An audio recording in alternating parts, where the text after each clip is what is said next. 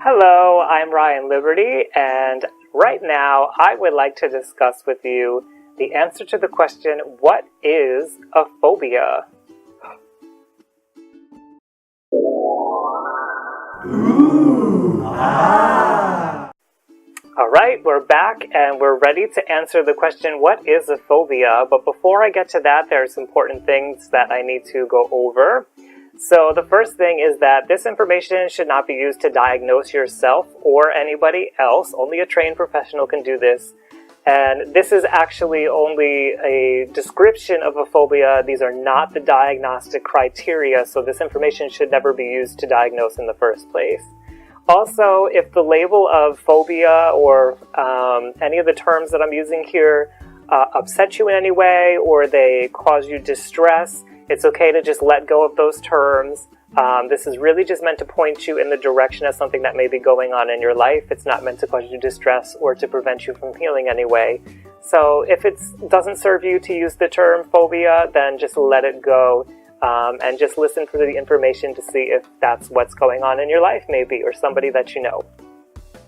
So I have notes here to make sure that I'm giving you correct information about what a phobia is. And first, the basic thing about a phobia is that it is a fear it's an out of proportion fear to a stimulus, to like an object, a person, a situation, something causes fear in you that is out of proportion to the amount of danger that you're in.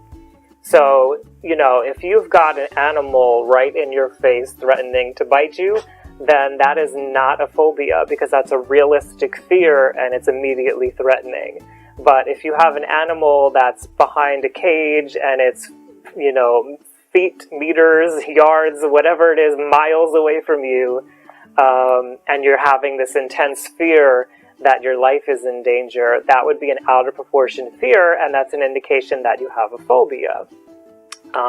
Phobias can revolve around anything. They could be around, being in an elevator. It could be open spaces. It could be sharp things. And it really can be anything. The defining feature is that the fear of what's going to happen to you is out of proportion to the thing that's causing the fear.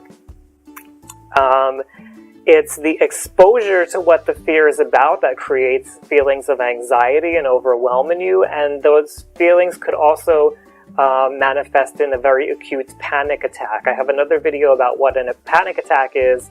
It's very distressing, but it's something that can happen as the result of a phobia, so that's good to be aware of. The person often who has a phobia knows that the fear is out of proportion. They know that what they're experiencing is not normal fear, but they feel powerless to change their reaction to the fear. So that's important to also know. The person knows it rationally doesn't make sense that they're afraid, but they are unable to change their reaction to what scares them. It also causes the person to either avoid what they're afraid of or to endure it with great anxiety. So either of those scenarios can happen when you've got a phobia involved, and it typically results in a significant disruption in their normal day-to-day life. Now, you could be afraid of an exotic animal, and you probably won't see that in your day-to-day life, and still have a phobia if that fear is pronounced and out of proportion to the normal fear that anybody else would experience around that animal. So I don't want you to feel like a phobia has to be something that happens in your daily life, but it just typically becomes a problem. Let's say if you have difficulty driving over a bridge, and a bridge is on your way to work every day, so you have to find ways to navigate around the bridge, then it's significantly impairing your daily functioning, and it's something that you would consider getting treated. So the good thing is that there is treatment for phobias. You can use cognitive behavioral therapy or exposure therapy, and there's also medications to assist in, and those are not the only therapies, they're just the typical ones that we use. There are medications that can help assist in getting over a phobia, such as beta blockers, antidepressants, which are SSRIs specifically, and benzodiazepines. So it is something treatable. It is something that we can manage. Now, what is the experience of a phobia for somebody who has one? Well, first, in the body, all of the symptoms of anxiety are going to show up when you have a phobia. So you've got sweating, shortness of breath, dizziness, chest pains, fatigue, tingling, chills, hot flashes, heart palpitations, tightness in throat. Anything that you would experience when you're feeling anxious is going to show up in a phobia when you're exposed to the thing that you're afraid of. Cognitively, in your brain, you're going to have lots of negative thoughts cycling through. So things like, this plane is going to crash, I'm going to get into an accident, it's going to bite me, I'm going to be attacked, I'm going to die. All of these thoughts of anticipating something bad happening to you are typically going to be cycling through your head, and you're going to feel powerless to change those thoughts. Emotionally, there's a deep feeling of dread. Again, you feel very powerless, and because those overwhelming emotions swell up, you may start to lose sense of reality and feel like what's happening is not even real anymore. So that's important to be aware of. It's a very intense, distressing thing when you are exposed to what you're afraid of in a phobia.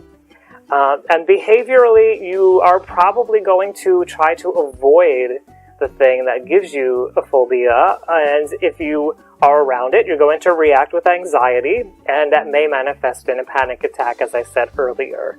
So it's a very distressing thing to have a phobia, but it's fairly common. You know, I think most of us can say we've either had one ourselves or we know someone who has one.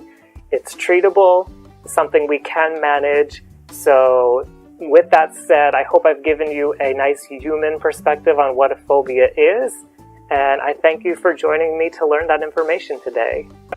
Hey, it's Ryan Liberty. If you liked that video, please give it a thumbs up, share with a friend, and leave any questions or comments below because that would really help me out.